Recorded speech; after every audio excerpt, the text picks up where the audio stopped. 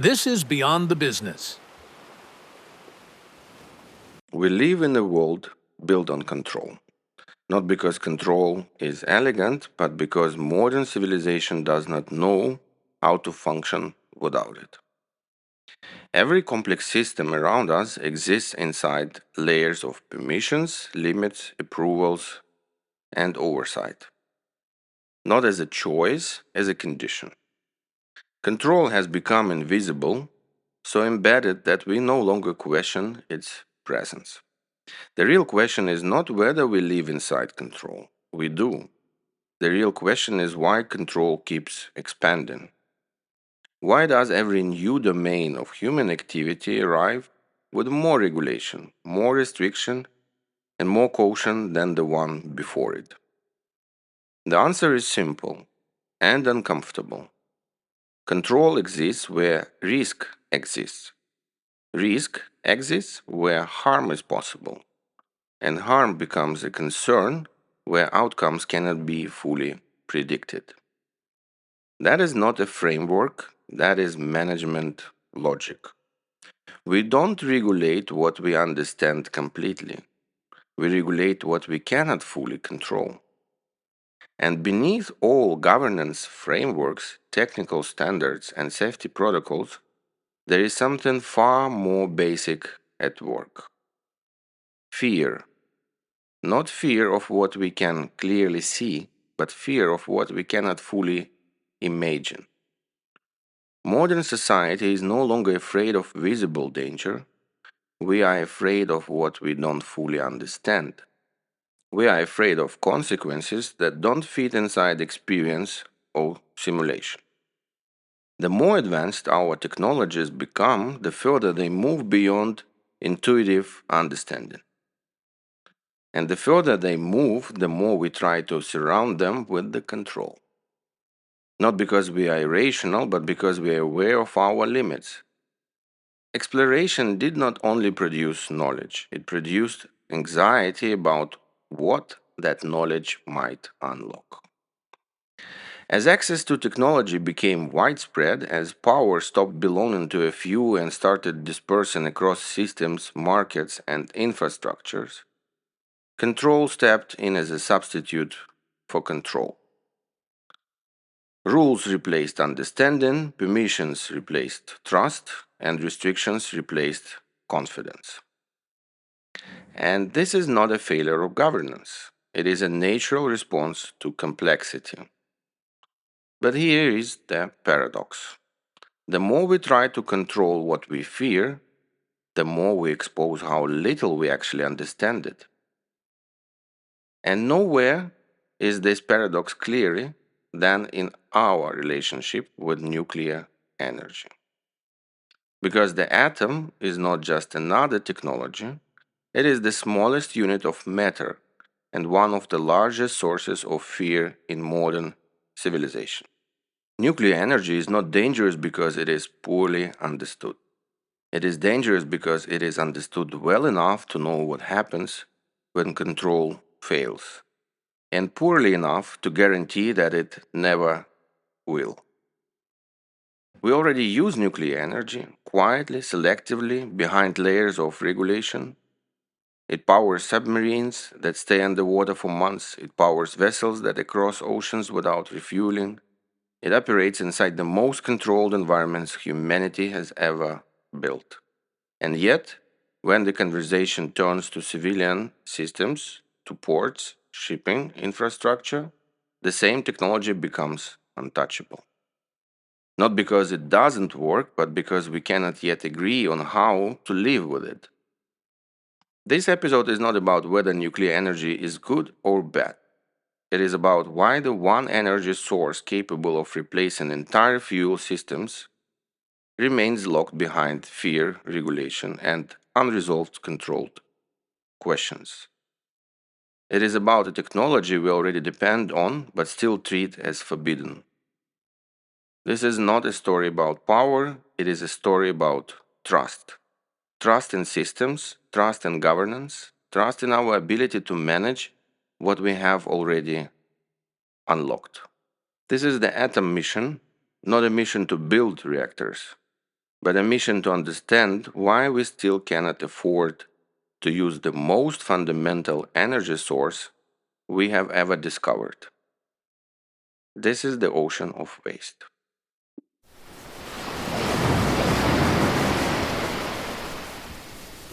If the Atom mission is about understanding why we still cannot afford to use the most fundamental energy source we have ever discovered, then we need to talk about one of the most powerful and least visible actors shaping that reality. It doesn't sit inside the reactors, it doesn't appear in safety reports, and it doesn't show up in technical diagrams. Yet it quietly influences almost every major decision around nuclear energy. It's called the illusion of effective decision making, IOED, and its core is quite simple. It is the belief that because a decision looks structured, regulated, and carefully reviewed, it must therefore be correct. That once a process has been followed, once committees have signed off, once protocols have been approved, and once responsibilities have been distributed, the outcome has somehow been secured. But that belief is an illusion, because process does not equal understanding, and compliance does not equal correctness. IOED doesn't mean decisions are careless. It means they feel complete long before they are truly understood. This illusion is especially strong in complex systems. When systems becomes too technical, too layered, too abstract for intuitive understanding, decision making shifts. Not toward deeper comprehension, but toward procedural closure. The question quietly changes from do we fully understand what we are dealing with to have we done everything we are supposed to do? That shift feels responsible. It feels safe. It feels professional. And yet, it is exactly where blind spots are born. Because IOED is not the illusion that nothing can go wrong. It is the illusion that everything that could go wrong has already been considered. That illusion is comforting and it is dangerous. Nuclear energy does not fit comfortably inside IOED, not because it is uniquely reckless, but because its consequences are non linear. Most technologies tolerate misunderstanding. If a system underperforms, we optimize it. If it breaks, we repair it. And if it fails, we replace it. Nuclear systems don't work like that. They demand operational clarity and not just regulatory completeness. They demand decisions grounded in how systems behave under stress and not just how they look on paper. And this is where the illusion becomes visible. Because nuclear energy has boundaries, clear, well defined boundaries. Within those boundaries, it works predictably, reliably, and safely. Outside them, it doesn't. The problem is not that nuclear energy cannot be controlled. The problem is that control is often mistaken for understanding. And when decisions are made from that misunderstanding, the technology itself becomes blamed for failures of governance. IOED is not unique to nuclear energy. History is full of examples where societies believed they made effective decisions until reality disagreed. Financial systems approved as stable collapsed because risk models ignored tail events. Infrastructure projects declared safe failed because assumptions went unchallenged. Regulatory frameworks designed to prevent crises ended up amplifying them. In each case, the decision followed procedure, the controls were in place, the documents were correct, but the system behaved in ways decision makers had not fully imagined. Not because they were reckless, because they were distant from operations. And this brings us to a critical distinction. Those who operate nuclear systems understand their limits. They live inside margins, they respect boundaries, they think in terms of failure modes, redundancy, and physical behavior. They don't ask whether nuclear energy is good or bad. They ask whether it is being used within its operating envelope.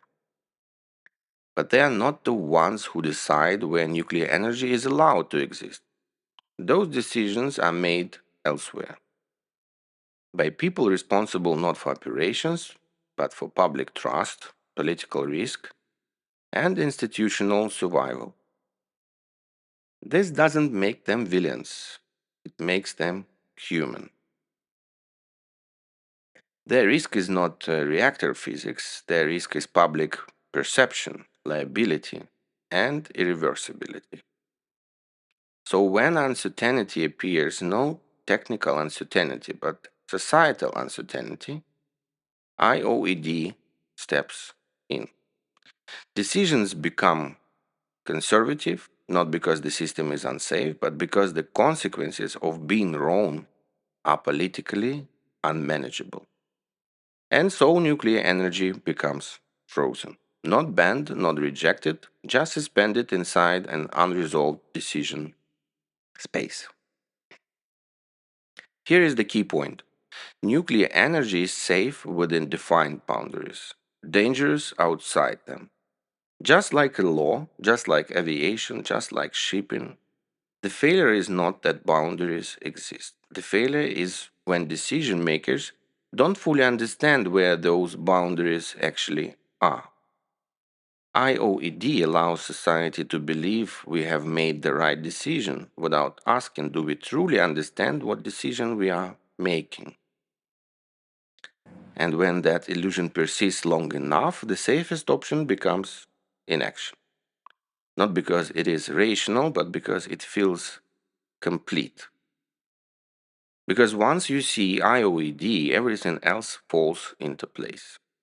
Why nuclear works but is politically inconvenient?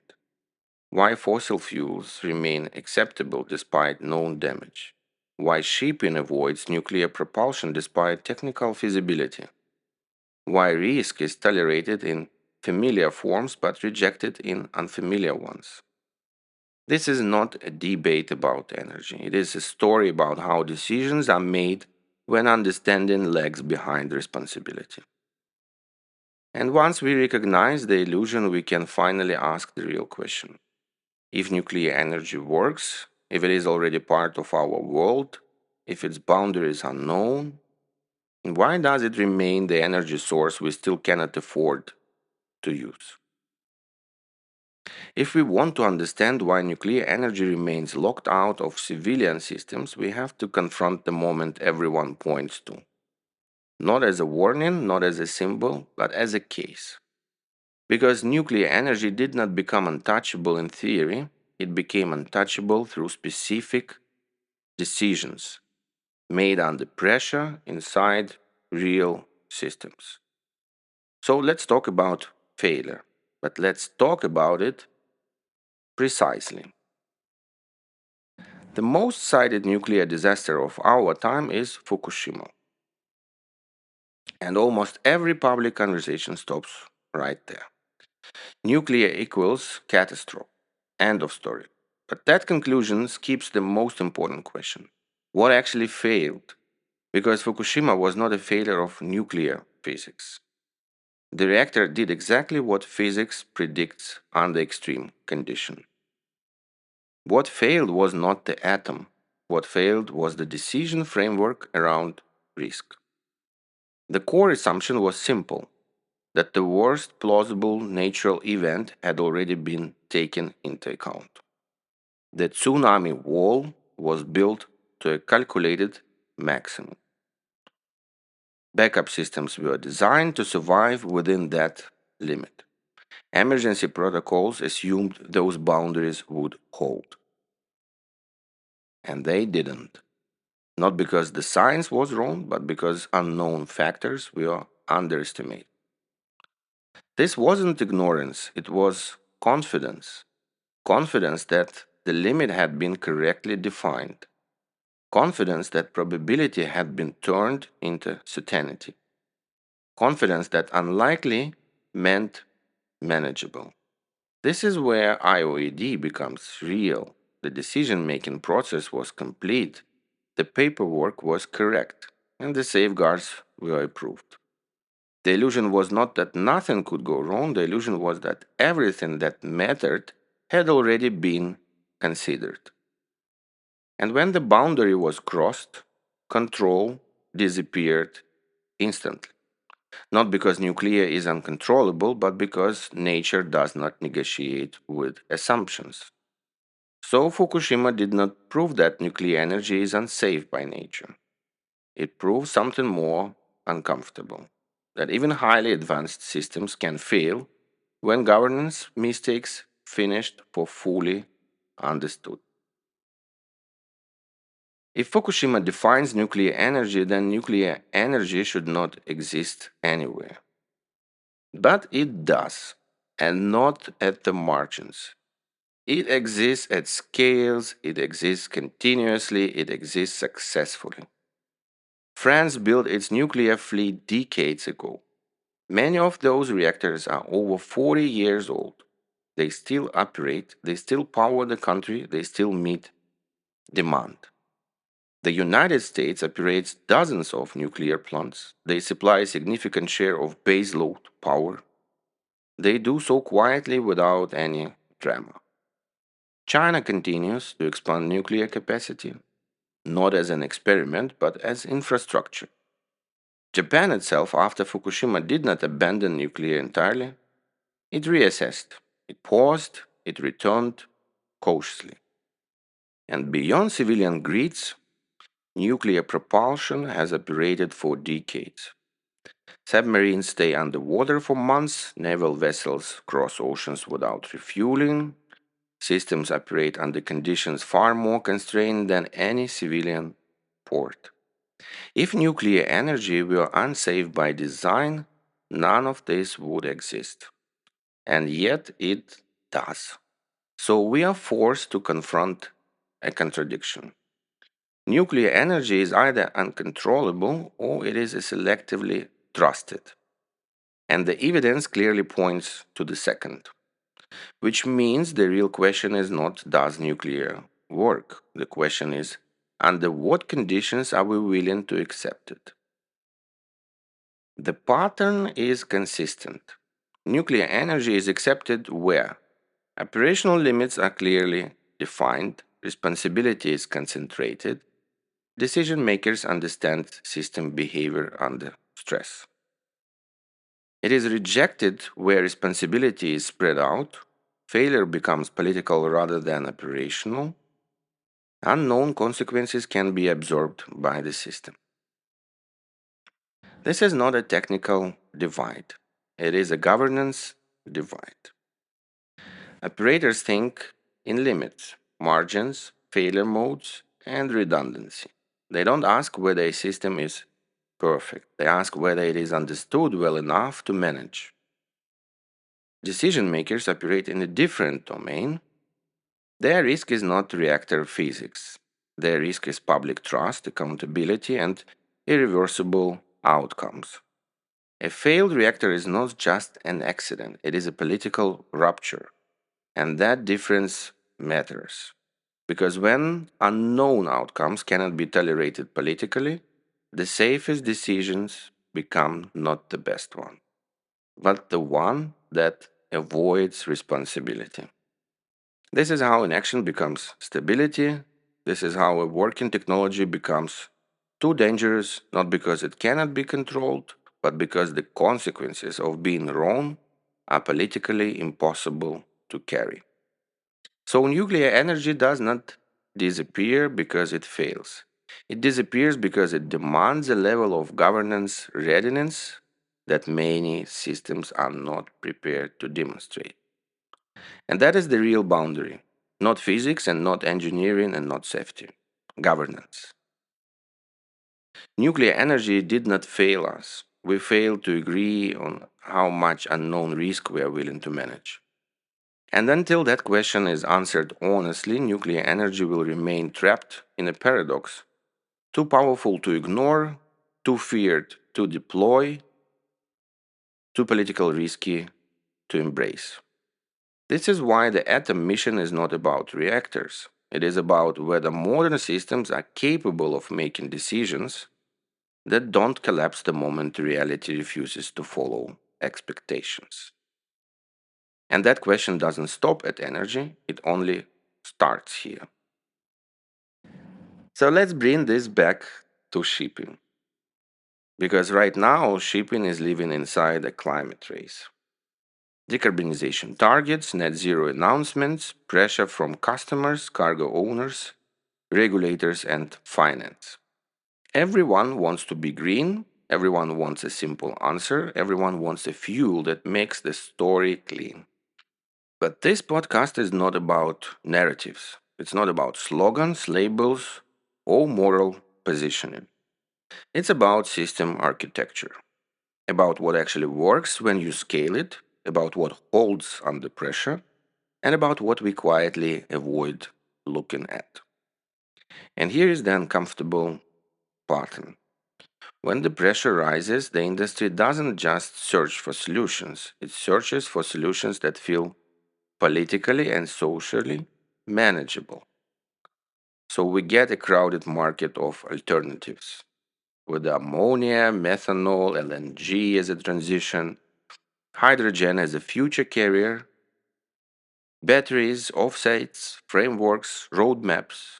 And some of these tools will absolutely have roles. Some will reduce emissions in specific corridors or segments. Some will buy time. But let's be honest about the structure. Most of these pathways are not net zero in the physical sense. They are net zero inside the reporting boundary. They move carbon around, they shift where the burden shows up, they optimize the story at the point of use. And this is exactly where the illusion returns. Because once the system becomes complex enough, it becomes easy to confuse a clean output with a clean system. A clean exhaust is not the same as clean equation. And this is why nuclear matters, not as a solution for tomorrow, and not as a headline, not as a fantasy technology, as a real, known, proven energy source that already exists inside our world, but is kept outside civilian reality.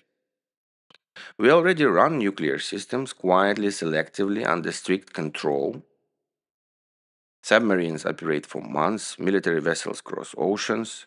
For decades, crews have lived and worked inside nuclear propulsion ecosystems.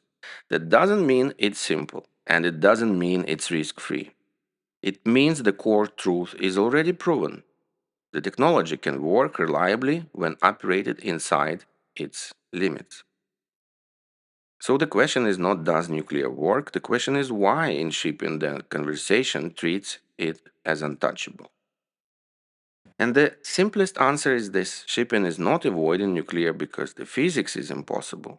Shipping is avoiding nuclear because the system around ports, flag states, coastal states, insurance, liability, security, and public acceptance is not ready to carry that level of responsibility. Nuclear is not a technical barrier first, it's a governance barrier first.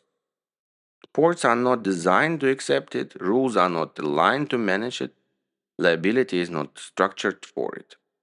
Public trust is not built for it. The technology exists, the permission architecture does not. And that's why I keep saying this episode is not about replacing everything tomorrow. This is not a take military reactor and put it on the container ship argument.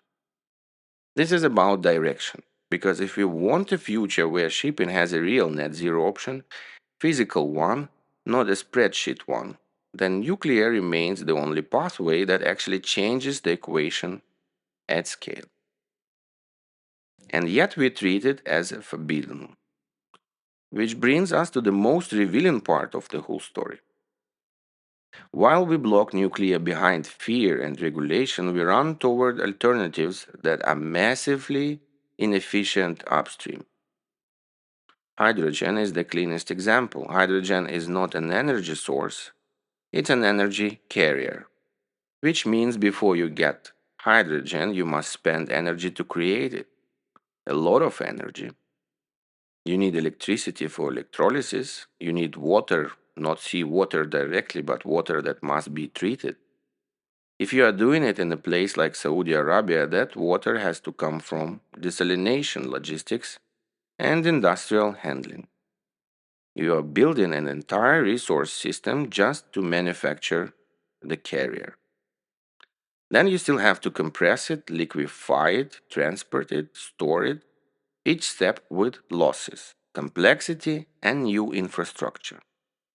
So you end up in paradox. We reject nuclear because we fear what happens when control fails, but we accept enormous upstream waste, energy waste, water demand, infrastructure build out because the risk feels more familiar and politically easier to hold. This is not about hydrogen being bad. We will talk about hydrogen in a separate episode because it deserves its own deep, honest analysis, especially in maritime applications. Here it only matters as a signal that we are willing to burn resources at scale to avoid facing nuclear reality. And that brings us back to the core theme of this episode. The atom mission is not a debate about fuels, it's a test of decision making under pressure. It's a test of whether we choose what works or what we feels safer to explain. Because the uncomfortable truth is this: nuclear doesn't just compete with fossil fuels, it threatens to cancel the entire fuel economy. And that creates resistance that has nothing to do with engineering. It's political, it's economic, it's structural. It disrupts contracts, it reshapes trade, it changes who wins, it changes which industries remain necessary. And in shipping, that disruption becomes even more sensitive because shipping is not one country, it's a global permission network.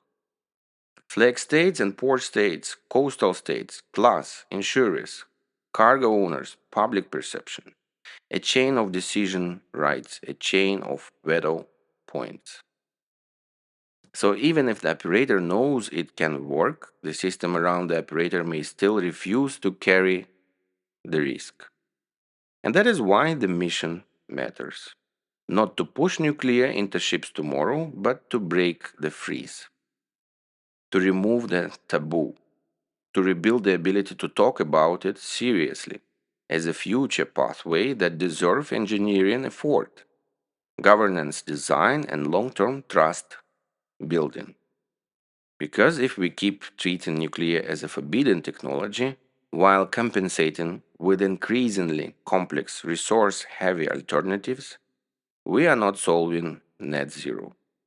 We are building a louder system around avoidance. And the ocean will not care which narrative we choose. The ocean will only respond to what we actually burned, built, transported, and emitted. So the real question for shipping is not which fuel wins the race. The real question is, are we choosing pathways that change physical outcomes or pathways that simply feel easier to improve? And that is where the next part of the atom mission truly begins. If nuclear energy were deployed at scale, most stationary energy demand would disappear as a problem. Not slowly, not through optimization, and not through endless transition pathways. Structurally, grids would stabilize, baseload would stop being a question, emissions would collapse, not gradually but system wide, energy prices would stop behaving like a financial instrument and start behaving like an infrastructure. And that is exactly the problem because nuclear does not disrupt markets, it ends them. Coal does not compete with nuclear. Large parts of gas don't survive nuclear. Energy trading losses relevance. Volatility based profit models collapse. Carbon offset market lose their purpose. And the entire ecosystem of permanent transition suddenly has nothing left to transition to. This is not creative destruction, this is termination. Nuclear does not add one more option to the mix, it removes the need for the mix itself. And systems built around motion, friction, and managed instability don't survive final answers. There is another reason nuclear never quite moves forward. It does not fit the rhythm of politics. A nuclear power plant does not exist on an election timeline. It takes years to plan, a decade or more to build, and generations to justify. No politician can announce it, build it, and open it with one term. There is no quick win, no immediate visibility, no ribbon cutting advantage. Renewables offer something nuclear never will: permanent political motion. Targets and roadmaps, interim milestones, annual announcements, revisions, corrections, and new commitments. They create the appearance of progress continuously. Nuclear does the opposite. It arrives as a conclusion. And systems that survive on perpetual transition are deeply uncomfortable with conclusions. A finished solution is politically dangerous because once it works, it removes the stage. Here is the comparison most systems avoid making. Nuclear accidents are rare, they are visible, and when they happen, they are politically catastrophic. Fossil fuel damage is constant, invisible, and normalized. Air pollution kills millions every day. Climate destabilization reshapes ecosystems permanently. Ocean absorbs heat and carbon until failure becomes systemic. But this damage does not explode, it accumulates. And slow damage is easier to tolerate than visible catastrophe.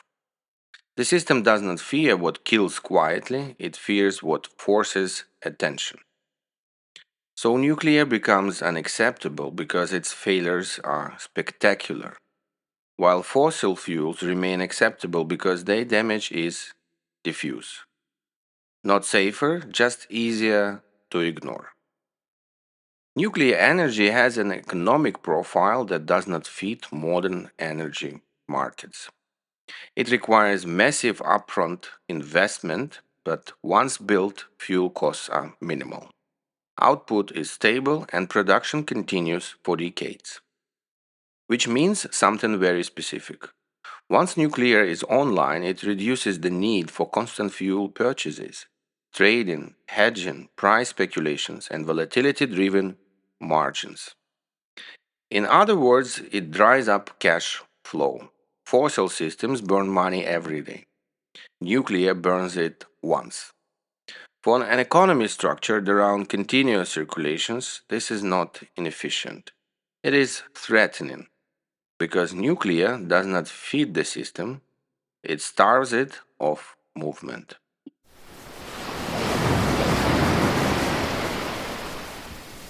This episode was not about promoting nuclear energy and not about rejecting alternatives.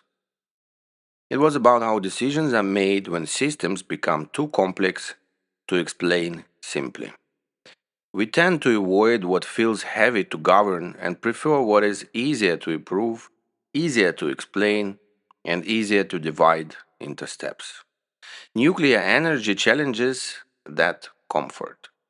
Not because it is impossible to manage, but because it forces us to deal with responsibility, limits, and long time horizons at all once.